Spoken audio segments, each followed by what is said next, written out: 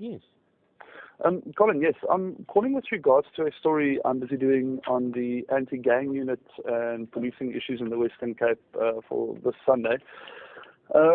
We sat in a meeting this morning. It was a press briefing by MEC Albert Fritz and Mayoral Committee member JP Smith. And look, I've seen various court documents as well between from Major General Andre Lincoln, and these are essentially things being queried about his position and the anti-gang unit's position in Treasury, I guess, and in the national SAPS structure.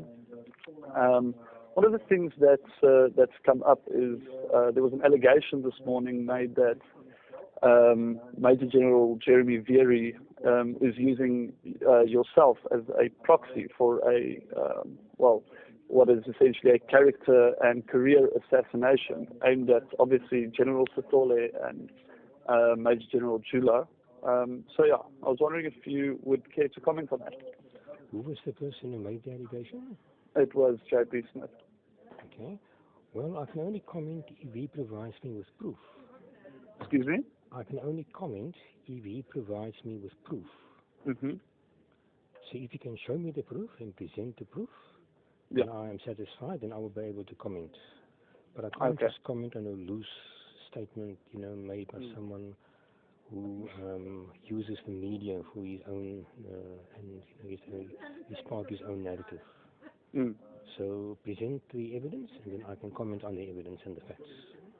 Mm-hmm.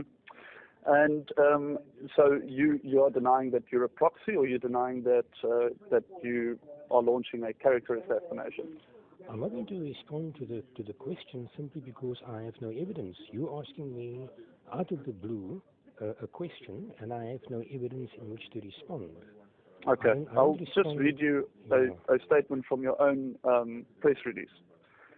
So you call them Bantustan stooges who are fighting our democratically elected government from within SAPS and undermining our government and its people. Right. Yes. So would you care to comment on that sentence? Right? Well, it's in my statement, so you can quote me verbatim. But you're asking me about what Mr. Smith has said. So I'm saying to you, and my response is that he must present the evidence, because what you are referring to now and what he is saying is two totally different things. He is referring to your press statement as being a character assassination and career assassination. No. Would you prefer to comment on that? No, I'm going to repeat what I said. He must present the evidence. I'm now responding to what he said and told you this morning. Mm-hmm. Okay, so he must present that evidence so that I can respond. And once I have the evidence and I have the facts, I will then be able to respond. The evidence seems to be your statement. No, that's not my interpretation of what you're saying. Yes, the evidence, he was referring to the statement that you made. Well, I don't know that. I'm telling you that now. So if he wants to, he can put in a sworn statement. Let's see how bold he is. A sworn statement under oath. Present it to me, and then I will respond. Okay. So you're saying no? Are you saying no? Are you denying it? No, are you I'm saying not yes? That.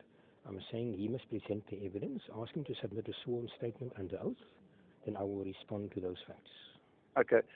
Let me rather ask you then, this statement that you sent out, why do you include things like these are the same Bantustan stooges who are fighting our democratically elected government from within SAPS? No, you're changing the narrative now. I'm asking you this question now. No, you are changing the narrative.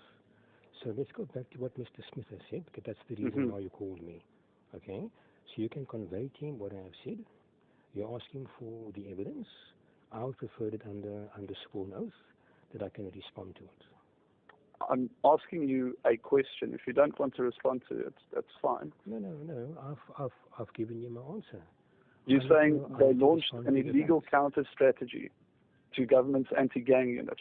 So you're saying that General Sithole you're saying Major General Jula and General Mankri launched an illegal counter strategy to government's anti-gang unit. I don't have to reiterate what I have said. You have read it, and it's in the public domain. Yeah. So we don't have to read it and go through it verbatim, and you're asking me to explain myself. What I'm responding to you about is what your opening line to me was what was said this morning by Mr. Smith. Okay, so let's just leave all the semantics out of it, and you get that statement under oath, signed by an attorney or a police officer, where he repeats what he has told you under oath, so that I can respond. I don't think that would be necessary. I'm telling you now that that's what he said, and you can respond to that if you want. I'm not going to go through an attorney or a police officer. That's completely ridiculous. No, not you, Mr. Smith. You need to listen to what I'm saying to you. You get him to get what I'm asking for, so that I can respond. I think that's fair. Okay. Well, if you're not going to respond to the questions that I'm asking you, then I don't think there's any point to this conversation. You called me. Yes, I called you, and I was hoping that you would give me some sort of response. You can't, force me to give you the answers that you want. I asked you a question. You still haven't answered it. No. You phoned me for a very specific reason. Okay. And I've given you my answer, and now you're trying to bulldoze me. All right? So let me repeat again that unless he presents what he said to you this morning in a sworn affidavit, I will not be able to respond.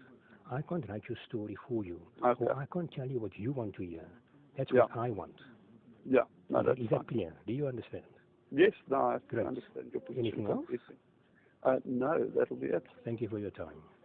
Okay. Thank you. Bye. Bye.